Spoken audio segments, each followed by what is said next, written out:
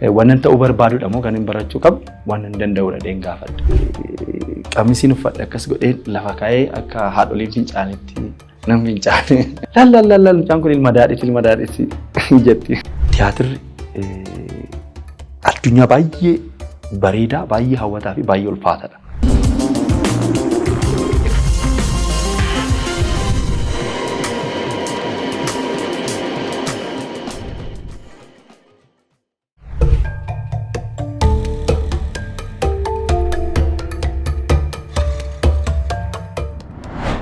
Maqaan koo Fiqaaduu Daadhiin jedhama. Kan hin dhaladhes naannoo Bishooftuu magaalaa Udee Dankaakaa jedhamtu akka keessatti.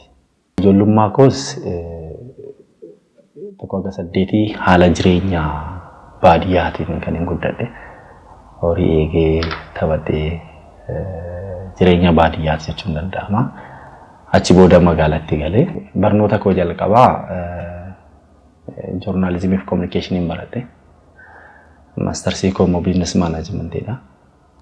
Ogummaadhaan ammatti gaazexeessaa, leenjisaa tiyaatiraa fi fiilmii, daayireektara isaan akkasumas ta'aadha jechuudha.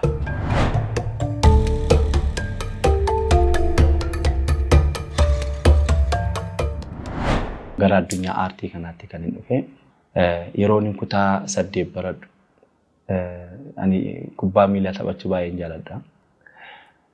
Yeroon aanaa keenya bakka bu'ee gara baatuu deemee taphadhee deemu oduu tokko akkan dhiyeessuuf hin gaafadhe taateewwan iddoo sanatti dabarse. Oduu sana barreesseen yeroo alaabaan bahu hiriira irratti oduu sana dubbise. Achiin booddee gaazexeessaa jedhanii ijoolleen natti qoosan. Ani garuu miirri gaazexeessummaa dhugumaatti fudhatama waan argadhe wayii natti dhaga'ama. Achi mini miidiyaa keessa hojjechuun eegale. Achi booddees gaafan kutaa 11-12 baradhu nama Girmaa Warqoo jedhamu tokko fiilmii wayiitu jira jedhee akka leenjii xiqqoo tokko nuu kennutti ka'e. Yeroo nu leenjisu kutaa 10 qabxee yeroo gannu ganna sana yeroo dabarsinu keessa ture kan dhufe. Ani garuu barnoota naachuraalii hin danda'a, soshaalii baay'ee hin danda'u. Achi naachuraaliin galmaa'eera. Leenjiin kun dhufeera, gaazexeessa ta'uu fedhina keessa hin jira.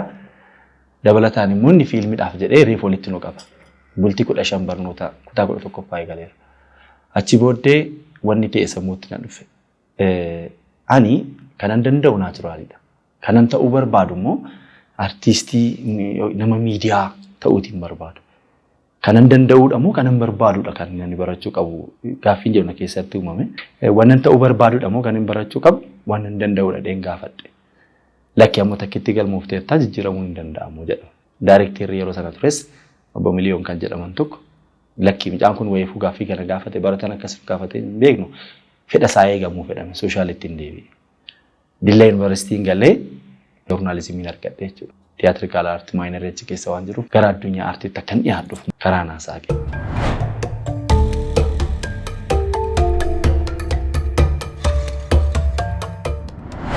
Ogummaa kana keessatti gaafan dabarsu akka dhibdeetti wantoota ni ilaalu. Fakkeenyaaf gama maatiitiin hagas maran turre. Kanaaf sababa kan ta'u immoo wanni yeroo hundumaa yeroo yaadadhu kolfoo keessaa afoosha guddaa tokko ture. Afoosha guddaa sanarratti uummata barsiisuudhaaf diraamaa tokkoon qopheesse. Diraama sana qopheessu afoosha sanarratti isheen nama guddaa taatee hojjette. Maatiin ishee achi jira waan ta'eef waan lolaniif hin hojjedhu jettee didde. Carraan qabu jijjiiramee hojjechuu.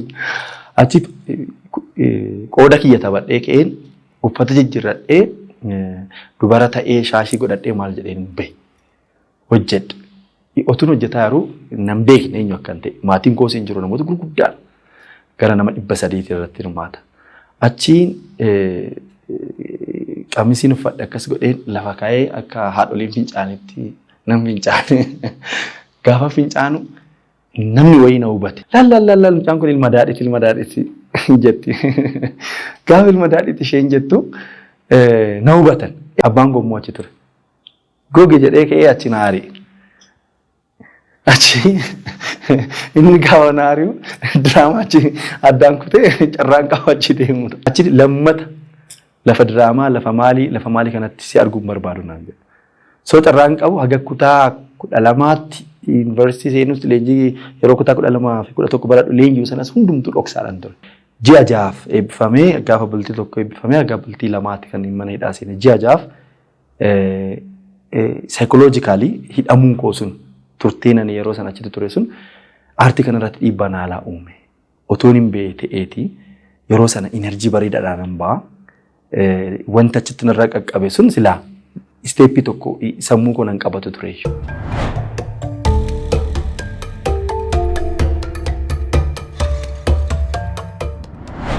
Leenjii bara 2009 eegale.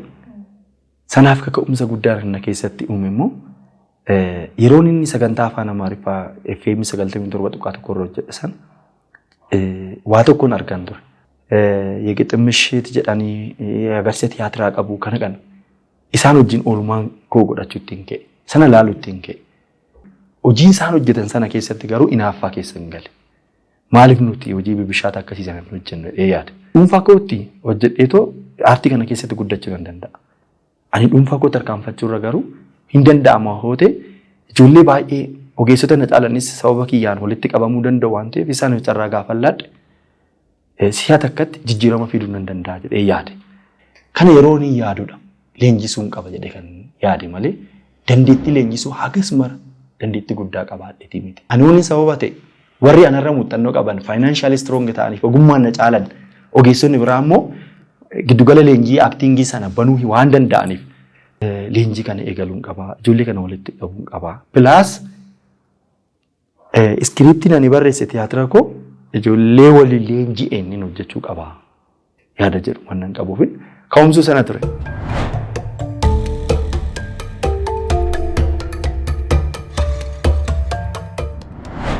Bara 2009 magaalaa Bishooftuutti kana leenjisuu eegale. Yeroon inni leenjii kana eegalu ijoollee 7 qofan argadhe. Ijoollee 7 kana akkamittiin argadhe?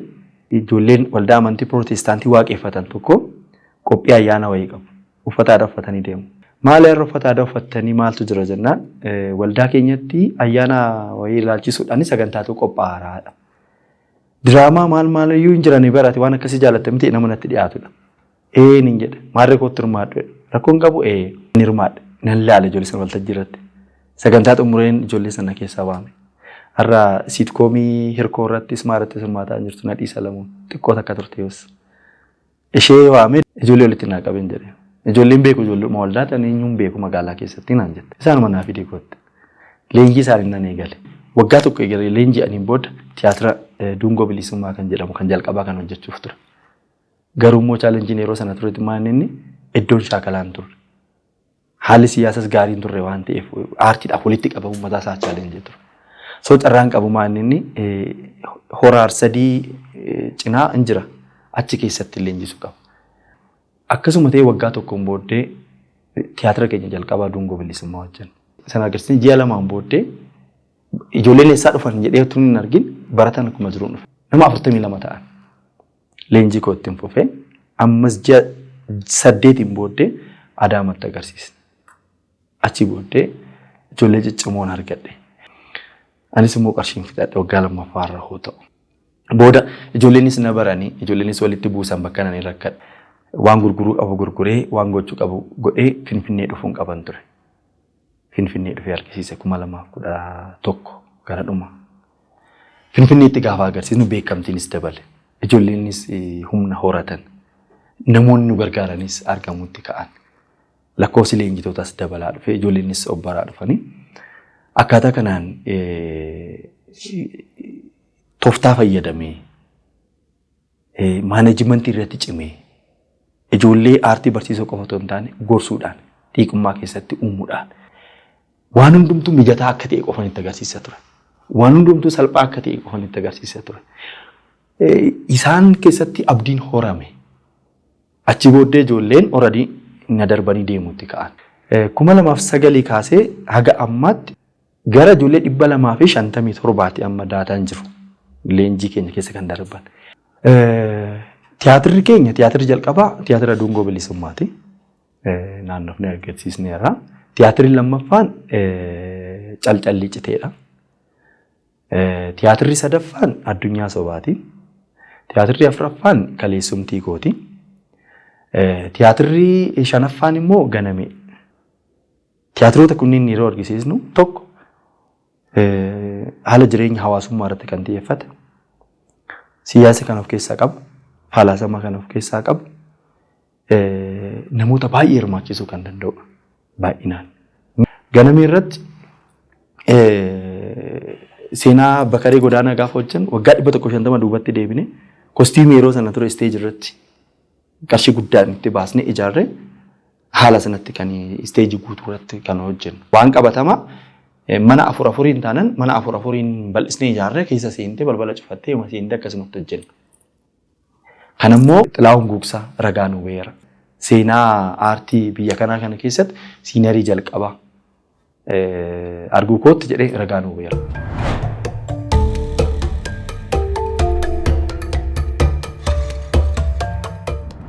Gara tiyaatiraatiin chaalenjiiwwan jiru tokko taatota irraa ka'a. Lammaffaa lamatu dhukkubsata. Sadaffaa galmi tiyaatiraan jiru. So galmi tiyaatiratti agarsiisnu hin qabu. Akkuma walii galaatti jechuudha. Inni biraa odeessuun aweernasii hin qabu. Tiyaatira amma jettuun diraamaa wettiin irratti salphata. Leenjuma amma kanaa godhamaa yeroo kana irratti jabaadhu wanni itti jedhamu hin turre. Qaama dhimmi ilaallatu irraa. Kuni mataa isaatiin maal inni haamilee si cabsuu danda'a. Yoo ati laafaa taate gara ispoonsaraatiinis rakkoo guddaatu jira. Inni ulfaataa gama biraatiin piroomooshinii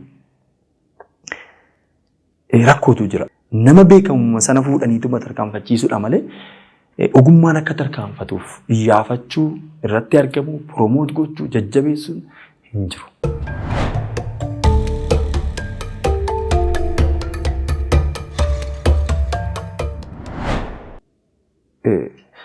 Akka gareetti ammaan tana firii dadhabbii keenyaa ilaalaa akka jirru natti dhaga'ama.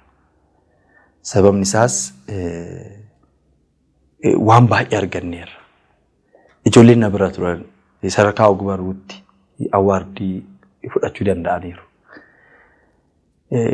Diraamaa irrattis diraamatti bofiinsaa warri kiyyoo irra turanis bakka biraa irratti warri hirmaatanis fiilmii irratti warri hirmaatanis beekamtii guddaa argataniiru. Yeroo sanatti mul'atan qabadhu sana karaa kanaa qabachaa jiru hubadheera. Leenjisuun ture leenjisaan jira. Boru garuu immoo mul'anni koo guddaadha. Kan hin barbaadu dhaabbata guddaa sadarkaa Oromiyaatti kolleejii mataa kootii kolleejii guddaa giddugala leenjii aartii kana banuudha. Mul'anni koo inni lammaffaan taatummaadhaa olitti daayireektera gara fiilmii fi gara diraamaatiin jiru. Daayireektera baay'ee jabaa ta'uudha kan hin barbaadu. Akka garee tiyaatira Dungoo Bilisummaatti ispeeshaalaayiz gochuudhaaf yaaliin nuti gochaa jirru tiyaatira.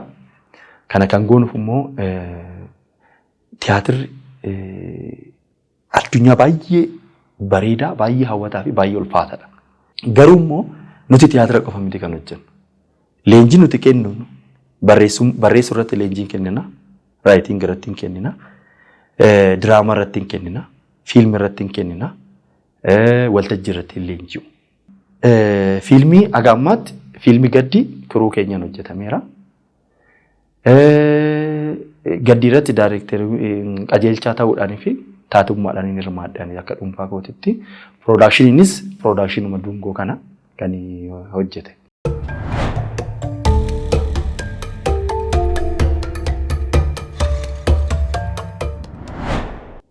Gaafa namni tokko si jajjabeessa, gaafa namni tokko beekamtii si laate, beekamtii yoo argatte, beekamtii argachuus waan suni gaariidha jechuudha. Itti fufta. Nama biraatiifis hin taata. Jiraachuun immoo ofiif ta'uuf miti. Ofii kootti faaktara cimaa beekamtii argachuu nan danda'a, feemas ta'uu nan danda'a. Otuma ofitti cite. Garuu immoo suni gatii hin qabu. Ani nama tokko waggaa tokkotti garuu nama 10 ta'anii, nama 20 ta'aniitti bahaa jirra. Namni kamuyyuu waan sanatti xiyyeeffate baay'ee natti tola. Hin qaqqaba. Ammatti namoota hin qabnu ogeessota hin oomishanne. Bakka ogeessonni hin jirretti yoo deemne immoo hojii gadi bu'aan waa laata. Hojii gadi bu'aa gaafa ta'e immoo odeessiin mirga qaba. Waan kwaalitii qabu daawwachuudhaaf. Waan kwaalitii qabu ittiin kennine taanaan nu gatanii kan warra biraa daawwachuu sanatti fufu. Kanaaf giddugala leenjii kana amma babal'ataara. Babal'atee akka itti fufuuf dhaamsa kunan dhaama. Asumaan egaa odaa waardiin beekamtiin ulaataniiru gara tiyaatiraatiin. Sababni isaas tiyaatiraatiin appilaayi gooneera. Tiyaatiraan garuu haga ammaa dorgomaan arganne. Odaa Awaardiin yeroo jalqabee kaasee jechuudha. Tiyaatira hojjechuudha garuu duubatti hin jenne. Isaanis immoo nu kabajanii maal awaardii nu godhan. Akka waan itti giddugala leenjii aaktiingii jalqabaatiin ijoollee baay'ee oomishuu dhaloota baay'ee oomishuudhaan tiyaatiroota hedduu hojjechuudhaan gita jedhuun Odaan Awaardis awaardii nu godhaniiru. Kun wal jajjabeessuudha argite. Onnee horanneerra ijoollee keessatti sanarrattis onnee guddaa horateera. Kanaaf wal jajjabeessuu, wal cinaa dhaabbachuu, beekamtii walii laachuun guddaadha jedha. Ijoollee kootiinis warra nafaanaa ammatti leenjiidhaan na gargaaraa jiraniinis miidiyootaafis hundumaayyuu galateeffachuu nan barbaada. Warreen anaafis sababa ta'an maatii koo dabalatee, hiriyoota koo dabalatee, taateewwan adda addaa dabalatee galateeffachuu nan barbaada.